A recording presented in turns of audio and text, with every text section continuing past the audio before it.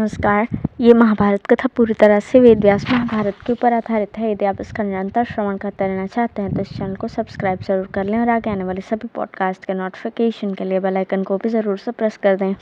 अब हम सुनेंगे इंद्र का नमुची और बलि के साथ संवाद, काल की महिमा का वर्णन। भीष्म जी कहते हैं, युधिष्ठिर, इसी विषय में एक और पुराने इतिहास का उदाहरण दिया जाता है। एक समय की बात है, इंद्र नमुची नामक दैत्य के पास जाकर कहने लगे, नमुची, तुम रस्सियों से बांधे गए, राज्य से भ्रष्ट हुए, शत्रुओं के वश में पड़े और राज्य लक्ष्मी से हीन हो गए। इस प्रकार शोक का अवसर आने पर भी तुम्हें शोक नहीं होता, यह तो बड़े आश्चर्य की बात है। नमुची ने कहा, इंद्र, शोक करने से शरीर को कष्ट होता है और शत्रु प्रसन्न होते हैं, फिर शोक क्यों किया जाए? शोक से दुख दूर करने में कोई सहायता भी तो नहीं पहुंचती। इसलिए मैं सबको नाशवान समझकर किसी वस्तु के लिए शोक नहीं करता। संताप करने से रूप, कांति, आयु और धर्म सबका नाश ही है। अतः समझदार पुरुष को वैमनस्य के कारण आए हुए दुख की चिंता छोड़कर मन ही मन अपने कल्याण का उपाय सोचना चाहिए। इसमें संदेह नहीं कि पुरुष जब कल्याण में मन लगाता है तभी उसके संपूर्ण अर्थ सिद्ध होते हैं। जगत का शासन करने वाला एक ही है, दूसरा नहीं है। वही गर्भ में रहने वाले प्राणी का भी शासन करता है।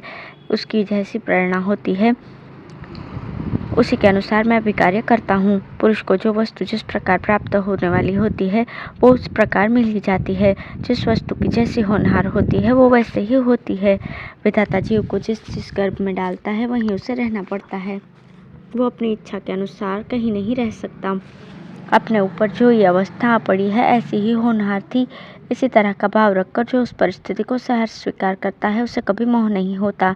बारी बारी से सब पर कष्ट पड़ता है, उसके लिए किसी पर दोष नहीं लगाया जा सकता। दुख पाने का कारण तो ये है कि पुरुष वर्तमान परिस्थिति से द्वेष करके अपने को उसका कर्ता मान बैठता है।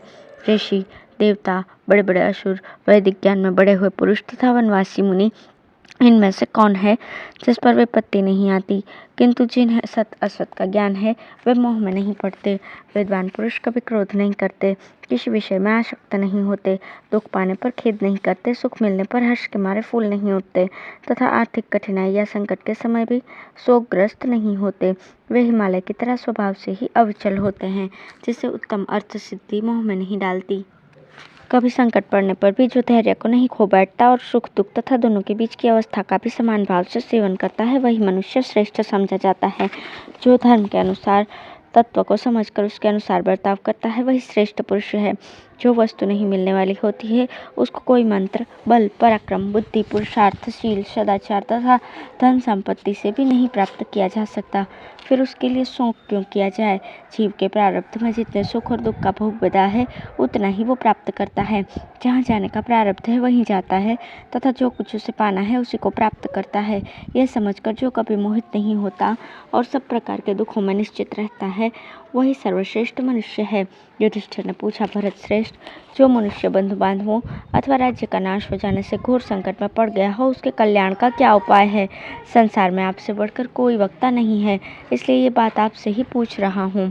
भीष्म जी ने कहा, युधिष्ठिर, जिसके स्त्री पुत्र मर गए हों, सुख छीन गया हो तथा धन भी नष्ट हो गया हो और इन कारणों से जो कठिन विपत्ति में फंस गया हो उसका तो धैर्य धारण करने में ही कल्याण है।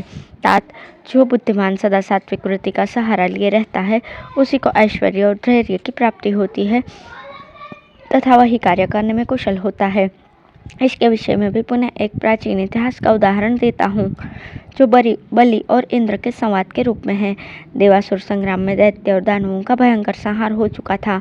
वामन रूपधारी भगवान विष्णु ने अपने पैरों से तीनों लोकों को नाप कर अधिकार में कर लिया था। 100 यज्ञों का अनुष्ठान करने वाले इंद्र देवताओं के राजा थे। चारों वर्णों के लोग अपने अपने धर्म में स्थित थे। देवताओं की खूब पूजा होती थी। त्रिभुवन का अभ्युदय हो रहा था और सबको सुखी देखकर ब्रह्मा जी भी प्रसन्न थे।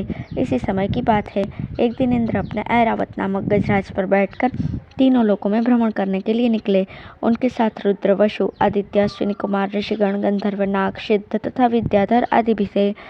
घूमते घूमते वे किसी समुद्र तट पर जा पहुँचे। वहाँ एक पर्वत की गुफा में विरोचन कुमार बलि विराजमान थे। उन पर दृष्टि पड़ते ही इंद्र हाथ में वज्र लिए हुए उनके पास गए। देवराज इंद्र को देवताओं के बीच में ऐरावत की पीठ पर बैठे हुए देखकर भी दैत्यों के स्वामी बलि के मन में तनिक भी शोक या व्यथा नहीं हुई। वे निर्भय होकर निर्विकार खड़े हो गए। तब इंद्र ने कहा, विरोचन कुमार, अपने शत्रु की समृद्धि देखकर भी तुम्हें व्यथा नहीं होती, इसका क्या कारण है? पराक्रम, वृद्ध पुरुषों की सेवा अथवा तप से अंतःकरण शुद्ध हो जाने के कारण तो तुम्हें शोक नहीं होता। दूसरों के लिए तो ऐसा आचरण सर्वथा कठिन है। तुम शत्रुओं के वश में पड़े और उत्तम स्थान से भ्रष्ट हुए। इस प्रकार शोचनीय दशा में पड़कर भी तुम्हें शोक क्यों नहीं होता? पहले बाप दादों के राज्यों पर बैठकर सबके महाराज बने हुए थे, अब उस राज्य को शत्रुओं ने छीन लिया। यह देखकर भी तुम शोक क्यों नहीं करते? लक्ष्मी और धन खोकर भी दुख न मानना बड़ा कठिन है। भला तुम्हारे सिवा दूसरा कौन है जो त्रिभुवन का राज्य नष्ट हो जाने पर भी जीवित रहने में उत्साह रखे? ये तथा और भी बहुत सी कठोर बातें सुनाकर इंद्र ने बलि का तिरस्कार किया। बलि ने भी बड़े आनंद से वे सारी बातें सुनी और निर्भय होकर उत्तर दिया। बलि ने कहा, इंद्र, जब मैं अच्छी तरह काल की कैद में आ गया हूँ तो अब मेरे सामने इस प्रकार डींग हाँकने से क्या लाभ है? देखता हूँ आज वज्र उठाए सामने खड़े हो। पहले तुम में इतनी ताकत नहीं थी, अब किसी तरह शक्ति आ गई है तो इतनी सेखी बगाते हो। तुम्हारे सिवा दूसरा ऐसा कौन कठोर बात कह सकता है जो समर्थ होकर भी अपने हाथ में पड़े हुए वीर शत्रु पर दया करता है? वही महापुरुष माना जाता है। जब दो व्यक्तियों में युद्ध होता है तो एक की जीत और दूसरे की हार निश्चित होती है। इसलिए तुम ऐसा न समझ लो कि मैंने अपने बल और पराक्रम से ही विजय पाई है। आज तो तुम्हारी दशा अच्छी और मेरी इसके विपरीत है। ये तुम्हारे या मेरे प्रयत्न का फल नहीं है, अतः तुम मेरा अपमान न करो। समय समय पर जीव को कभी सुख और कभी दुख मिलता ही रहता है। जैसे काल ने इस समय तुम्हें राजा के पद पर पहुंचाया है, इसी तरह कभी वो मुझे भी पहुंचाएगा। जब समय खराब आता है तो काल से पीड़ित मनुष्य को विद्या, तप, दान, मित्र और बंधु बांधव भी नहीं बचा पाते। सैकड़ों आघात करके भी कोई आने वाले अनर्थ को नहीं रोक सकता। इंद्र, तुम जो अपने को इस परिस्थिति का कर्ता मानते हो, यह अभिमान तुम्हारे ही दुख का कारण होगा। यदि पुरुष स्वयं ही कर्ता हो तो उसको दूसरा कोई उत्पन्न करने वाला न होता, किंतु वह तो दूसरों के द्वारा उत्पन्न होता है, इसलिए ईश्वर के सिवा और कोई कर्ता नहीं है। देवराज, तुम्हारी बुद्धि गंवारों की सी है, इसलिए एक न एक दिन अवश्य होने वाले अपने नाश की ओर तुम्हारी दृष्टि नहीं जाती। संसार में कुछ मूर्ख भी हैं जो तुम्हें अपने ही पराक्रम से उत्तम पदवी को प्राप्त हुआ समझकर बहुत बड़ा मानते हैं, किंतु मेरे जैसा मनुष्य जो संसार की स्थिति को जानता हो, समय के प्रभाव से आपत्ति में पड़कर भी शोक, मोह अथवा भ्रम में कैसे पड़ सकता है? मैं, तुम या दूसरे लोग जो देवताओं के स्वामी होने वाले हैं, एक दिन उसी मार्ग पर जाएंगे जिस पर पहले सैकड़ों इंद्र जा चुके हैं।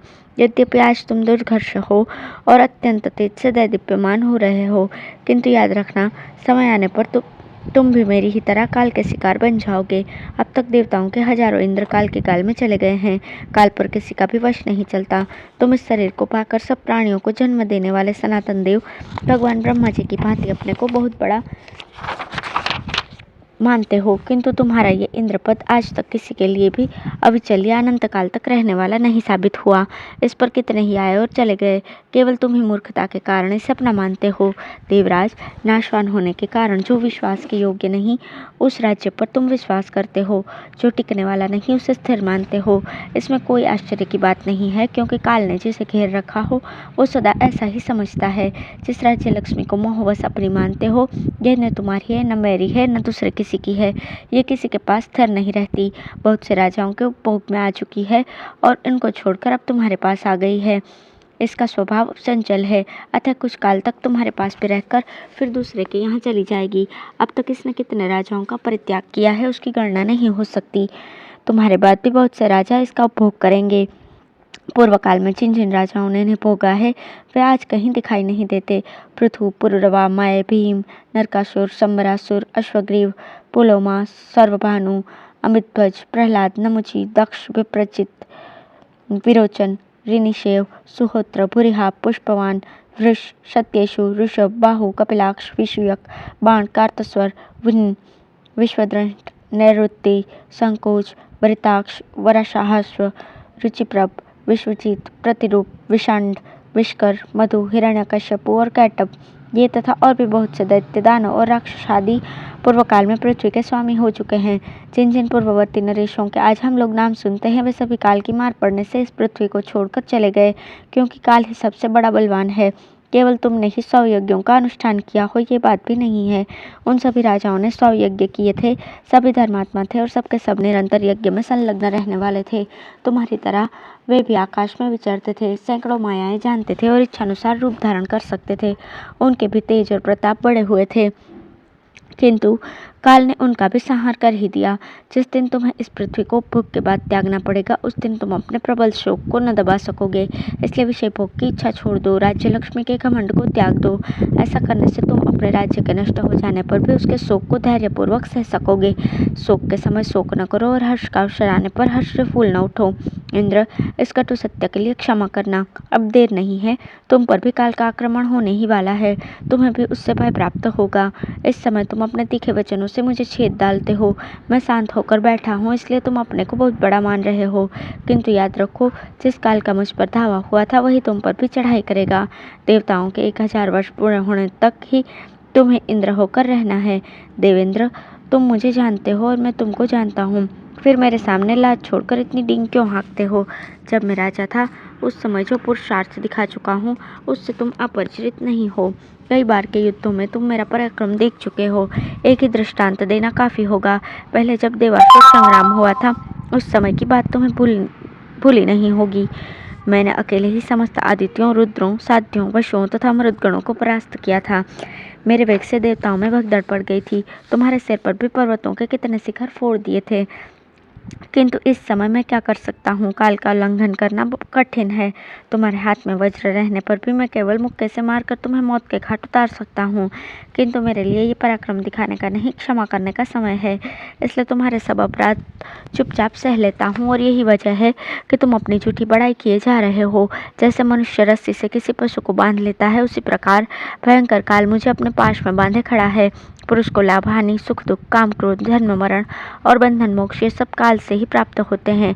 जो काल के प्रभाव को जानता है वो उससे कष्ट पाकर भी शोक नहीं करता, क्योंकि दुख दूर करने में शोक से कोई सहायता नहीं मिलती। यही सोचकर मैं शोक नहीं करता। शोकग्रस्त मनुष्य का शोक उसकी विपत्ति को तो नहीं टालता, उल्टा उसकी शक्ति को क्षीण कर देता है। इसलिए मैं शोक नहीं करता। बलि के इस कथन को सुनकर इंद्र का क्रोध उतर गया। वे शांत होकर बोले, दैत्यराज, मेरे हाथ को वज्र सहित ऊपर उठे देखकर मारने की इच्छा से आई हुई मृत्यु का भी दिल दहल जाता है। फिर दूसरा कौन है जो व्यथित न हो। किंतु तुम्हारी बुद्धि तत्व को जानने वाली और स्थिर है, इसलिए तनिक भी विचलित नहीं होती। इसमें संदेह नहीं कि धैर्य के कारण ही तुम्हें घबराहट नहीं होती। वास्तव में काल का कोई परिहार नहीं है, उसके उल्लंघन का कोई उपाय नहीं है। काल सब प्राणियों के साथ एक सा बर्ताव करता है। वो दिन रात, मास, क्षण, काष्ठ, लव और काला तक का सब हिसाब करके प्राणी को पीड़ा पहुंचाता रहता है। जैसे नदी में अचानक आई हुई बाढ़ अपने वेग के किनारे से वृक्षों को तोड़ उखाड़ कर बाहर ले जाती है, उसी प्रकार ये काम आज करूँगा उसे कल पूरा करना है। ऐसा कहते हुए मनुष्य को काल सहसा आकर दबोच लेता है। अरे, उसको अभी अभी देखा था, वो मर कैसे गया। इस तरह काल के वेग में बहते हुए मनुष्यों के प्रलाप सुनाई देते हैं। धन, ऐश्वर्य, भोग और स्थान ये सब काल के द्वारा नष्ट हैं। काल ही आकर प्राणियों का जीवन हर कर ले जाता है। ऊंचे चढ़ने का अंत है और नीचे गिरना, और जन्म का परिणाम है मृत्यु। जो कुछ देखने में आता है सब नाशवान है और अस्थिर है, तो भी निरंतर इस बात का स्मरण रहना कठिन हो जाता है। अवश्य ही तुम्हारी बुद्धि तत्वों को जानने वाली तथा स्थिर है, इसलिए उसे घबराहट नहीं होती। काल अत्यंत प्रबल है, वो संपूर्ण जगत पर आक्रमण करके सबको अपनी आंच में पका रहा है। काल इस बात को नहीं देखता कि कौन बड़ा है और कौन छोटा, वो सबको अपनी आंख में झोंकता जाता है, फिर भी किसी को चेत नहीं होता। लोग ईर्ष्या, अभिमान, लोभ, काम, क्रोध, भय, स्पृहा और मोह में फंसकर अपनी सुध-बुध खो बैठते हैं। किंतु तुम विद्वान, ज्ञानी और तपस्वी हो, काल की लीला और उसके तत्व को जानते हो, संपूर्ण शास्त्रों के ज्ञान में निपुण हो तथा तत्व के विवेचन में कुशल और ज्ञानियों में श्रेष्ठ हो। मेरा तो ऐसा विश्वास है कि तुमने अपनी बुद्धि से संपूर्ण लोगों का तत्व जान लिया है। तुम सर्वत्र विचरते हुए भी सबसे मुक्त हो, कहीं भी तुम्हारी आसक्ति नहीं है। तुम अपनी इंद्रियों को जीत लिया है, इसलिए रजोगुण और तमोगुण तुम्हें स्पर्श नहीं कर सकते। तुम हर्ष और शोक से रहित आत्मा की उपासना करते हो। सब प्राणियों के प्रति तुम्हारा सौहार्द है, किसी के प्रति वैर नहीं है। तुम्हारे चित्त में सदा शांति बनी रहती है। तुम्हें देखकर मेरे मन में दया का संचार हो आया है। मैं तुम्हारे जैसे ज्ञानी को बंधन में रखकर मानना नहीं चाहता। अब मेरी ओर से तुम्हें कोई बाधा नहीं पहुंचेगी। तुम स्वस्थ और सुखी रहो। ऐसा कहकर गजराज पर बैठे हुए देवराज इंद्र वहां से चले गए और संपूर्ण असुरों को जीत लेने के पश्चात सबके एक छत्र सम्राट होकर आनंद से रहने लगे।